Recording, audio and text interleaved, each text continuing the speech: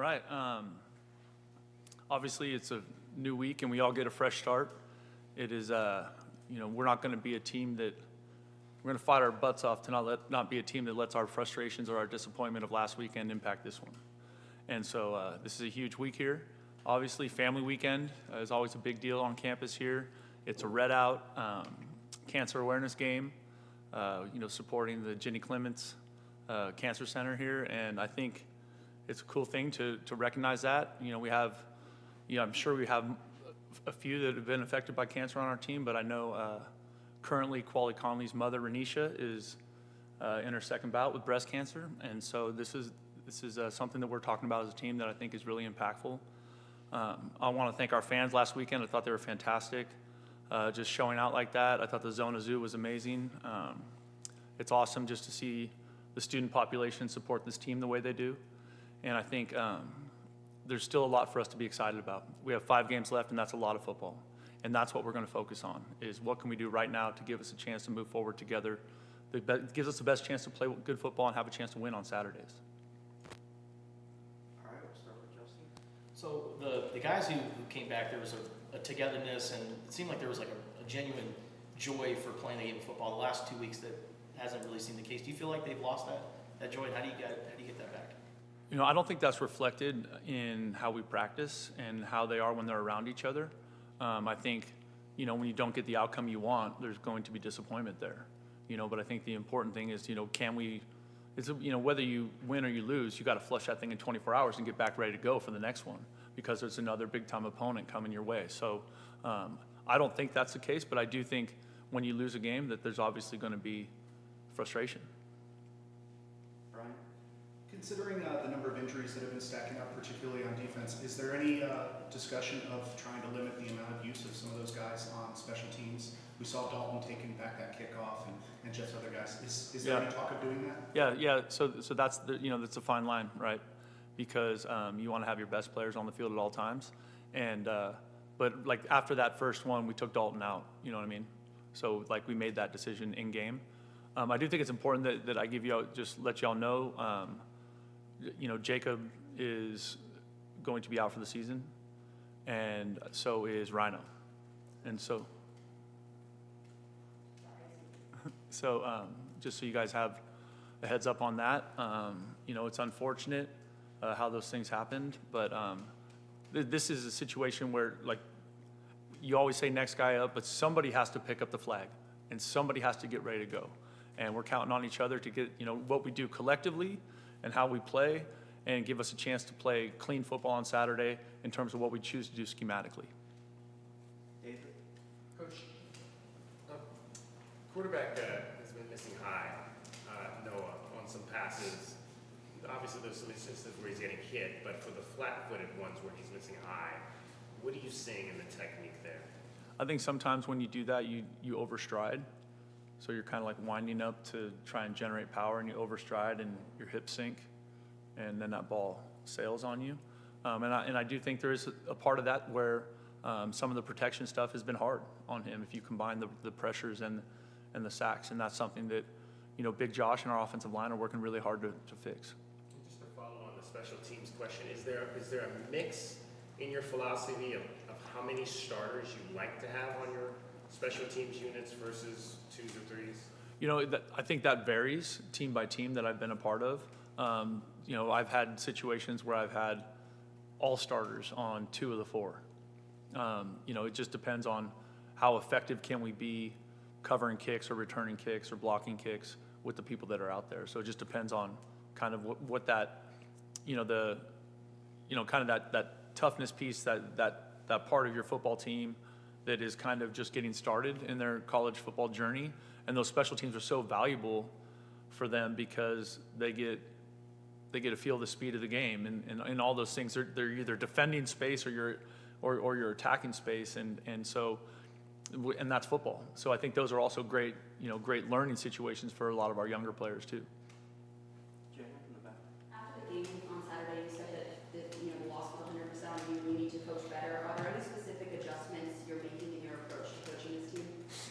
Not in my approach, but in terms of what we're talking about, when you combine the situation we're in with our injuries, and then when you put young players out there or new players out there, you got to do a great job of making sure they can execute at a high level and everybody's going to the right spot or blocking the right guy or running the right route or whatever that is or covering the right spot on the field. So that's kind of the conversations that we're having is, what can we do that gives us a chance to play cleaner? Michael? Given what Rhino's status and the troubles you had replacing him in game, what is the plan for the offensive tackle positions moving So right now it's going to be Michael Wooten, and then Joey Capra's going to be backing up a couple of those spots, inside and maybe forward? outside. Is that Michael at left or Uh, Jonah? I think it's going to be Jonah at left. We're still working through that. Today is kind of a recovery and a development day, and so that was just us getting back out there and kind of getting moving around and some of that. So Do you think Michael will be in a better headspace with a Yeah, week of practice versus being thrown in like he was? I hope so. I hope so. One of the things that was unfortunate for him is he got rolled up in training camp, so he missed a few weeks of practice that way. But we're excited that he's here and he's a young player. And when you look at that group, right, with Rhino being the left tackle, redshirt freshman, Deuce being a redshirt freshman, now we're putting a redshirt sophomore out there. There's just a lot of youth there, right? And so that speaks to the idea that we have to be smart and as a coaching staff in terms of what we ask our people to do. Jason Barr? When it comes to managing people, some guys need a pat on the back, some are better left alone, and some could use a little kick. Would you ever get in a guy's face, or is that not your personality, or is that not where some of these guys are at right now? I have no trouble getting in anyone's face. That's not ever been a problem for me. I think it's important that you know exactly who you're doing that to, and are they someone that's going to respond the right way from that kind of stimulus? You know what I mean? I would say the generation that we're coaching right now struggles with that a lot more than maybe previous teams or previous generations that I've coached. I've been doing it a long time now. But every player is different. Every player responds differently to that kind of intensity. Jason Shreve? Yesterday throughout college football, it started earlier than usual, but coordinators were fired throughout the country. Have you ever done something like that, mid-season, made coaching changes, and just kind of how do you evaluate coaching staffs throughout a season? Yeah, we made that decision this year, right? So yeah, that's an ongoing process. I think whenever you're in a window like we're in right now, where you've struggled, like you're evaluating every part of the program from top to bottom, right? Like how we eat, how we practice, how we sleep, how we travel, how we coach them, our endo, like everything. So that's an ongoing process, always is. And then when you look at the offense, you talk about making it simple, making it more. When you say that, is it just a matter of looks? Is it play calling? What goes into making the offense more simple for the guys to execute it? Well, I think it's, we've had, massive install in fall camp, right? And then now we've been playing 7 games. And you just what stuff are we best at executing, right? And so pulling from a menu that's maybe not as big, right? More of a bar menu than the whole menu at Chili's or whatever, right? David? Coach, I know in the spring you guys talked a lot about trying to keep some of the same verbiage that the offense had from the old regime. How much of the actual scheme though came over from the old regime? Was there a lot of the scheme that came over as well, or was it mostly your own scheme? No, yeah, it was a combination of those two things. I think what you find is that most people are running versions of the same plays, right? And so for us to take the concept and just borrow the name was easy. And when you just to clarify, when you just said that you did make an in-season change, you were referring to Coach Favors and accelerating Coach Matt Atkins, yeah. yeah. Michael? Two questions for you, if that's okay. The first one, we've talked all year about getting the ball to T-Mac Yep. versus spreading the ball around. It Yep. seemed like it kind of went a little too far last week, and he wasn't targeted that much. What did you see in that regard, and what do you think about how many attempts? Yeah, I think 2 things there. I think number one, we have to find a way to get him the football better. The other part of that is he was getting doubled a lot, like the whole game. So that's complicated when they're going to do that to him, right? So we have to be creative with our scheme that way in terms of how do we give him a chance to get away from that double. Yeah, and the other question was, last year at San Jose State, you guys started 1-5, and then you won 6 in a row. So you had a kind of a mid-season turnaround. Is there anything you can draw from that experience or other experiences that you've had as a head coach that you can use? Yeah, absolutely. I think that, whenever you're in the struggle, like the only way to it is going through it. And we have to continue, and that's why the practice environment is so important. That's why the meetings, like just focusing on right now and this day and this moment and not getting caught up on 5 days from now so that we can get the most out of this time we have to improve. And that's what this time is all about for us. Like, we have to make a jump. We have to improve this week. And it starts with me and every guy deciding that they're willing to do that, that they're willing to put in the work that gives them a chance to improve. Like, we don't get to feel sorry for ourselves or be a baby. This is a man's game. We need to grow up and attack the work. And so far, they've been great at that. Third row back corner. So you kind of alluded to this, like how this generation is a little more sensitive in coaching and stuff. How do you keep them separate from the media, and how do you keep that flag out and keep them focused on their game?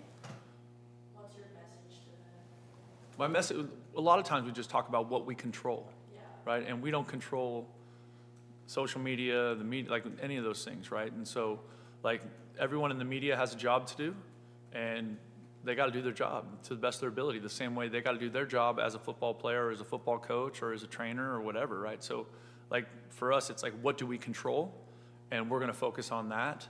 I do think the social media for young people is hard because, if I dropped a pass on third down 30 years ago, like, it was in the paper and no one read it, not the college kids, and so, but now on social media, a kid drops a pass, he might get 10,000 people tell him that he's trash, right? And that's a lot for a young person to handle. I think that's really, really challenging, but that's just the nature of the world we live in. So how do we help them navigate that space? And how do we help them, lean into each other and not ingest that stuff that can be toxic for their headspace.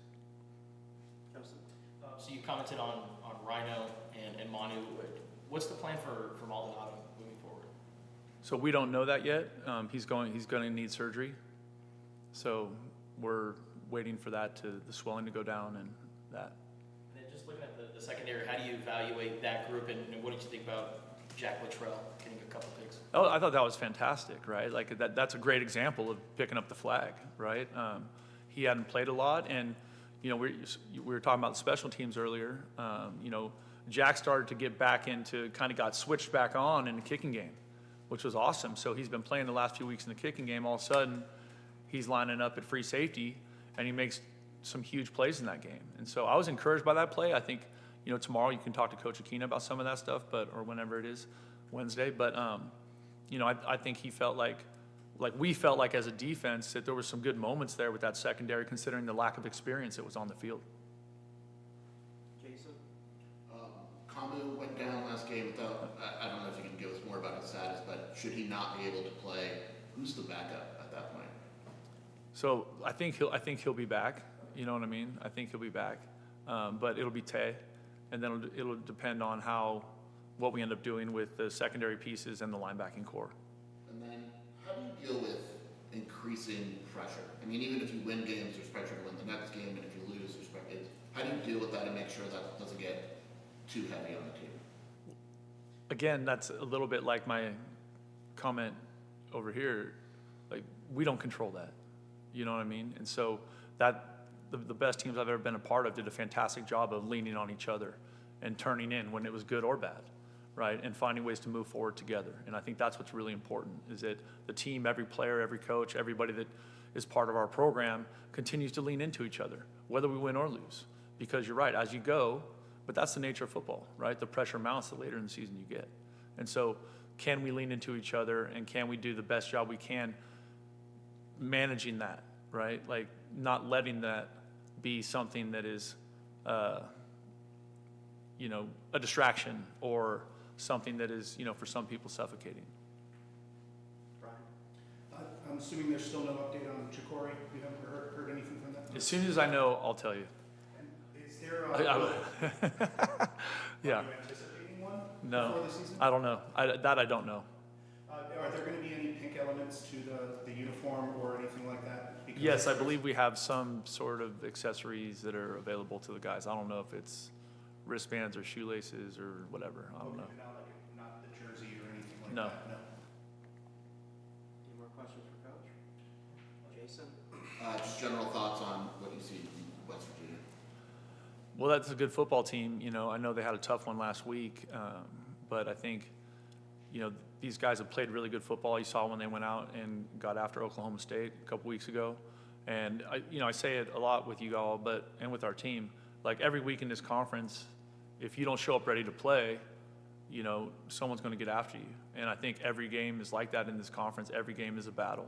And so, you know, like for me, with our team, we are much more leaning into what are we going to do today, right? And how focused can we be on doing the work we have to do to get ready to play a good team coming into our stadium?